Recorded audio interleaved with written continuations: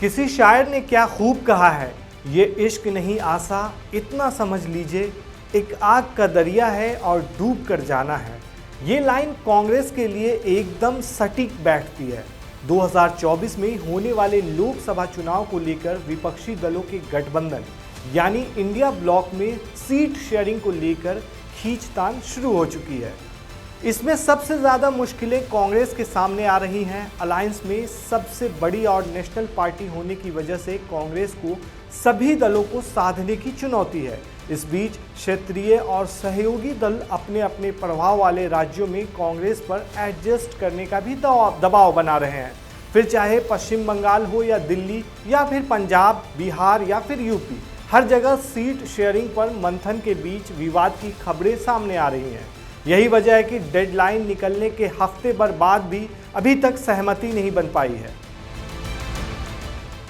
अब सबसे पहले पिछले चुनाव पर एक नजर डालिए। 2019 के लोकसभा चुनाव में कांग्रेस ने 421 सीटों पर चुनाव लड़ा था और महज 52 सीटें जीत पाई थी। कांग्रेस कुछ राज्यों में गठबंधन का हिस्सा थी। इसमें बिहार में राजद, महाराष्ट्र में एनसीपी, कर्नाटक में जेडीएस, झारखंड में जेएएम और तमिलनाडु में डीएमके के साथ मैदान में थी। कांग्रेस ने बिहार की 40 सीटों में से सिर्फ 9 सीटों पर चुनाव लड़ा था। वहीं झारखंड की 14 सीटों में से 7 सीटों पर, कर्नाटक की 28 सीटों में से 21 सीटों पर, महाराष्ट्र की 48 सीटों में से 25 सीटों पर और तमिलनाडु की 39 सीटों में से 9 सीटों पर चुनाव लड़ा था। उत्तर प्रदेश की बात करें तो यहां से कांग्रेस ने 80 में से 70 सीटों पर चुनाव लड़ा था। वहीं अब यानी 2024 के लिए इंडिया ब्लॉक में 28 सहयोगी पार्टियां हैं।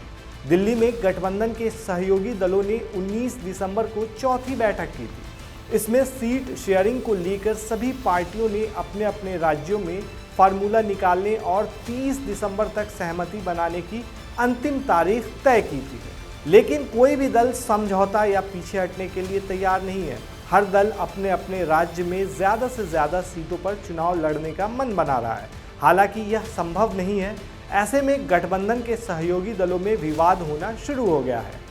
सबसे ज़्यादा मुसीबत और चुनौती कांग्रेस के सामने है। उसे नॉर्थ से लेकर साउथ तक सीट शेयरिंग पर माथापच्ची और सहमति बनाने में अब तक सफलता नहीं मिली है।